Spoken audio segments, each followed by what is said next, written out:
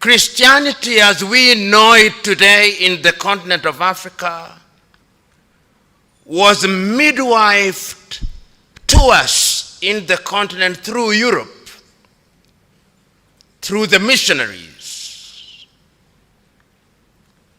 When they came, they were reading the very same Bible that we are reading today. When they sat in Berlin and were dividing the continent of Africa, they were reading the same Bible that we are reading today. The same Bible in which, in Paul's letter to the Galatians at chapter 3:28, he says, there are no Jews, no Gentiles, no slave, no free, no woman, no man. They read that verse. It was not interpolated later after they came. They read it. But they came here and conquered us. They came here and discriminated against us. The same Bible. They were being mentored by that very same Bible. They came here when they had divided the body of Christ. The English had appropriated the religion in 1534, and they now had their Anglican church, complete with the monarch as its head. The Scots had appropriated their own, and they had the Presbyterian church. The Greeks had their Greek Orthodox. The Armenians, the Armenian Orthodox. The Roman Catholics were even bolder. They called it the Roman Catholic Church. So that even when they are in Uganda, it's not Ugandan Catholic Church, it is the Roman Catholic Church. And you are going there and you are saying you are Roman Catholic Church.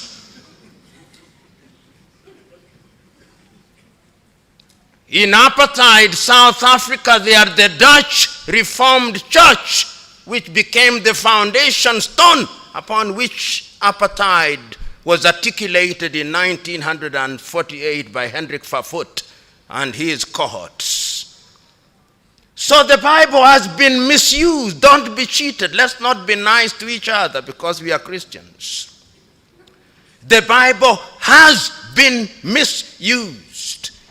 It has been used to support slavery. It has been used to support colonization. It has been used to pervert the truth. That is the Bible that we are saying we ought to rediscover.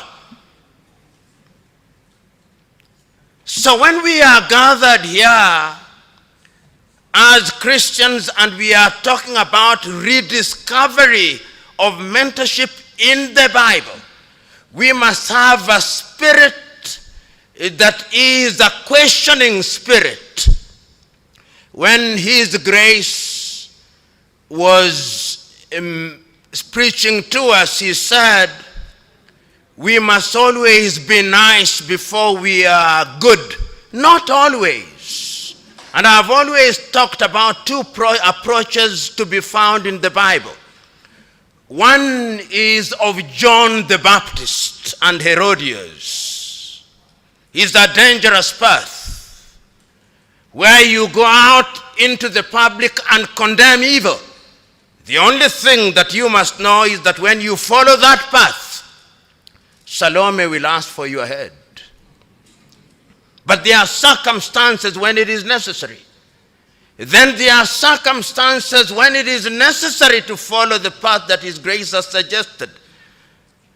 Read the conversation between Nathan and David and what he did to the wife of Prophet Uriah. He comes and tells him, in this place there was a person who had a lamb. Circumstances define which method you use.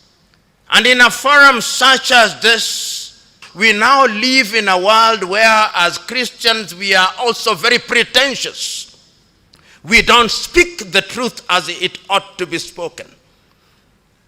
And when I read the Bible sometimes as a Christian, I ask myself, what kind of Christian would I be? I often ask myself, if I lived in the days of Jesus, which of these disciples would I be? Because let us ask ourselves, when were we first called Christians? In fact, if you read the Bible and the history of Christianity and how we were first called Christians in Antioch, it was not a badge of honor to be called a Christian. It was not a badge of honor. It was a statement that these individuals who follow somebody whom we do not respect, whose ideas we do not respect, then we embraced it. But do we question that as Christians when we are reading the Bible? Do we read the Bible? Many of us who make the claim that we are Christians are not good Bible readers, despite your best efforts and best intentions. I normally ask this test question to my audience rather lately, and I'll test it this morning to determine how effectively you read the Bible. When you read the book of Isaiah, chapter 6, it says that in the year that King Uzziah died, the Lord appeared unto Isaiah the son of Amos.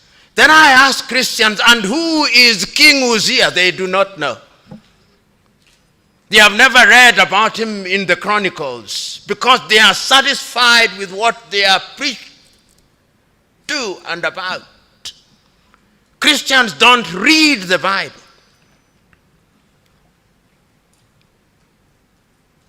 They read sections of the Bible. And one of the instruments that has now made Christians not read the Bible is social media. They Google a particular section. Your Grace, you'll see if you are from in the pulpit occasionally, most of your congregation are not looking at you when you are preaching the word. They are under the table. Many times you read the word and they are looking for it as if it never existed. That is the kind of Christians that we have today, claiming to be Christians. And if they claim to be Christians and you want them to rediscover mentorship from the Bible, how can they be mentored by something whose contents they do not know?